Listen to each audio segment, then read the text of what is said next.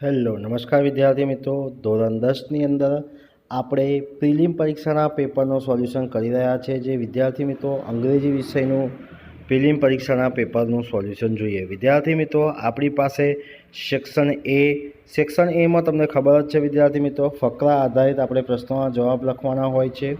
તો આપણી પાસે સેક્શન એની અંદર આપણી પાસે કુલ 10 ગુણના પ્રશ્નો પૂછાવાની સંભાવના હોય છે। તો આપણી પાસે છે read the extract and answer the question. નીચે આપેલો ફકરો વાંચો અને એના પ્રશ્નોનો જવાબ આપણે આપવાના છે। પહેલો જ ક્વેશ્ચન છે વોટ ડીડ ધ સેલ્સમેન ડિમોન્સ્ટ્રેટ। તો આપણી પાસે અહીંયા આન્સર ટીક કરેલા છે વિદ્યાર્થી મિત્રો, તમે જોઈ શકો છો અને એના આધારિત આપણે પ્રશ્નોના જવાબ પણ તમે લખી શકો છો। તો પ્રશ્નો 1 અને 2 ફકરા આધારિત લખવાનું છે। પ્રશ્નો 3 અને 4 પણ આપણે ફકરા આધારિત લખવાના હોય છે વિદ્યાર્થી મિત્રો। ત્યારબાદ આપણે જોઈએ છે ક્વેશ્ચન નંબર 5 અને 6 પણ આપણે ફકરા આધારિત લખવાના હોય છે। તો વિદ્યાર્થી મિત્રો આવી જ રીતે આપણી પાસે સેક્શન એની અંદર કુલ 10 માર્ક્સના ફકરા આધારિત આપણે પ્રશ્નોના જવાબ લખવાના આવે છે। ત્યારબાદ કહે છે વિદ્યાર્થી મિત્રો ક્વેશ્ચન નંબર 7 ડિસ્ક્રાઇબ ધ યંગ મેન। ભાઈ યંગ મેન વિશે આપણે ડિસ્ક્રાઇબ કરવાનું છે, બરાબર છે। તો ખૂબ જ મોસ્ટ આઈએમપી ક્વેશ્ચન છે વિદ્યાર્થી મિત્રો, જોઈ શકો છો 9મો અને 10મો પ્રશ્નો પણ। ત્યારબાદ આવે છે વિદ્યાર્થી મિત્રો આપણે શોર્ટ નોટ લખવાની છે। શોર્ટ નોટ છે આપણી પાસે અરુણ કૃષ્ણમૂર્તિ અને હેલેન કિલર, બરાબર છે। ત્યારબાદ આપણી પાસે આવે છે વિદ્યાર્થી મિત્રો નેક્સ્ટ ક્વેશ્ચન છે આપણી પાસે જે તમે જોઈ શકો છો। તો નેક્સ્ટ ક્વેશ્ચન આપણી પાસે છે ટ્રુ એન્ડ ફોલ્સ। તો વિદ્યાર્થી મિત્રો આપણે ટ્રુ એન્ડ ફોલ્સ પણ આપણે પ્રશ્નોના જવાબ લખવાના હોય છે। ક્વેશ્ચન 12, 13, 14 અને 15 પણ આપણે ખરા ખોટા લખવાના આવે છે। ત્યારબાદ વિદ્યાર્થી મિત્રો સેક્શન બી છે। સેક્શન બીની અંદર આપણી પાસે વિદ્યાર્થી મિત્રો કવિતા વાંચવાની છે અને એના આધારિત આપણે પ્રશ્નોના જવાબ પણ લખવાના હોય છે। તો 16, 17 અને 18 પણ આપણે કવિતા આધારિત પ્રશ્નોના જવાબ લખવાના હોય છે વિદ્યાર્થી મિત્રો। ત્યારબાદ ફકરા આધારિત આપણે પ્રશ્નોના જવાબ લખવાના હોય છે, જે 19, 20, 21, 22 અને 23। તો 19થી આપણી પાસે 23ના પ્રશ્નો જે છે એ ફકરા આધારિત આપણે લખવાના હોય છે। ત્યારબાદ વિદ્યાર્થી મિત્રો આપણી પાસે આવે છે read the news item and answer the question. ભાઈ અહીંયા જે ન્યૂઝ આઇટમ આપી છે એ વાંચવાની છે અને એની આધારિત આપણે પ્રશ્નોના જવાબ લખવાના હોય છે। તો 24, 25, 26 અને 27માં પણ પ્રશ્નોના જવાબ વિદ્યાર્થી મિત્રો તમને અહીંયા આપેલા છે, જે તમે જોઈ શકો છો અને એના આધારિત આપણે પ્રશ્નોના જવાબ પણ આપણે લખી શકીએ છીએ। ત્યારબાદ વિદ્યાર્થી મિત્રો અહીંયા ડાયલોગ આપ્યો છે, બરાબર છે। એ ડાયલોગ વાંચવાનો છે અને એના આધારિત તમે 4 ક્વેશ્ચન એટલે કે 4 પ્રશ્નોના જવાબ તમારે આપવાના હોય છે। ત્યારબાદ વિદ્યાર્થી મિત્રો આપણી પાસે આવે છે સેક્શન સી। સેક્શન સીની અંદર શું છે કે ફંક્શન આધારિત આપણને ક્વેશ્ચન આપ્યા છે, જે સેક્શન એ અને સેક્શન બીની અંદરથી આપણે જોઈન કરવાના છે। ક્વેશ્ચન 32 છે સિન્સ વેન હી હેઝ દેવાંગ બીન સ્ટડી। તો આપણી પાસે જે ઓપ્શન એ, બી, સી અને ડી આવે છે, તો સાચો ઓપ્શન આપણે જોવા જઈએ તો વિદ્યાર્થી મિત્રો ઓપ્શન ડી છે। 33 છે how long have you been teaching. તો જવાબ છે વિદ્યાર્થી મિત્રો પોઈન્ટ ઓફ ટાઈમ, તમારે પોઈન્ટ ઓફ ટાઈમ બતાવવાનું છે। How many childrens will come for the picnic in the teacher picnic the teacher asked, બરાબર છે। તો ઇન્ક્વાયરી કરે છે, ઇન્ક્વાયરી ઓફ નેચર। ભાઈ કેટલા જણને પિકનિકમાં આવવાનું છે એટલે ટીચર શું કરે છે ભાઈ, ઇન્ક્વાયરી કરે છે। ત્યારબાદ આપણી પાસે વિદ્યાર્થી મિત્રો આવે છે નેક્સ્ટ ક્વેશ્ચન, જે એ પણ આપણને ફંક્શન આધારિત પ્રશ્નો હોય છે, બરાબર છે। તમારી પાસે અહીંયા ખાલી જગ્યા આપી છે અને એની અંદરથી ઓપ્શન એ, બી, સી અને ડી, આમ કુલ આટલા પ્રશ્નો જે છે એટલે કે ABCD ઓપ્શનમાંથી આપણે પસંદ કરીને સાચો ઓપ્શન આપણે લખવાનો હોય છે।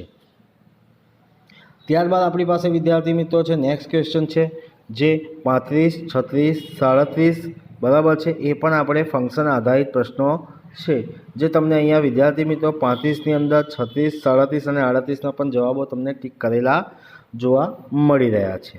ત્યારબાદ 38, 39 અને 40 એ પણ આપણે ફંક્શન આધારિત પ્રશ્નો છે વિદ્યાર્થી મિત્રો, જે તમે જોઈ શકો છો અને એને પણ આપણે લખવાના હોય છે। ત્યારબાદ વિદ્યાર્થી મિત્રો આપણી પાસે આવે છે ક્વેશ્ચન નંબર 41, બરાબર છે। પેરેગ્રાફ આપ્યા છે અને એની અંદર આપણને જે 3-4 વર્ડ્સ આપ્યા છે એ પસંદ કરીને સાચો શબ્દો આપણે ગોઠવવાના હોય છે। તો એ પણ આપણી પાસે વિદ્યાર્થી મિત્રો અહીંયા આપ્યા છે। ત્યારબાદ આપણી પાસે ક્વેશ્ચન નંબર 42, 43 અને 44 તો write the word having the nearest meaning, ભાઈ નજીકના સમાનાર્થી શબ્દો જણાવવાના છે વિદ્યાર્થી મિત્રો। તો 42 છે તો વેરી થિન આવે છે, વેનિશ છે તો ડિસઅપિયર આવે છે, 44 તો થ્રેટ આવે છે એટલે કે શાઉટિંગ આપણી પાસે જવાબ આવે છે વિદ્યાર્થી મિત્રો। ત્યારબાદ વિદ્યાર્થી મિત્રો આપણે નંબર જોઈએ question number section D. Section ડીની અંદર ક્વેશ્ચન નંબર 45 છે। 45 જે છે એ વિદ્યાર્થી મિત્રો આપણી પાસે જે છે એ 45 એ આપણે ડાયરેક્ટ અને ઇનડાયરેક્ટના પ્રશ્નોના જવાબ આપેલા છે। ત્યારબાદ વિદ્યાર્થી મિત્રો આપણી પાસે આવે છે 46, 47 અને 48। ખૂબ જ ઇઝી ક્વેશ્ચન છે વિદ્યાર્થી મિત્રો, તમે જોઈ શકો છો અને એને આધારિત આપણે પ્રશ્નોના જવાબ પણ આપી શકો છો। શું કીધું છે? Join the sentence using the correct conjunction from those given in the bracket. 46 છે the boy is in my class, he won the race, તો the boy is in my class who won the race આવે છે।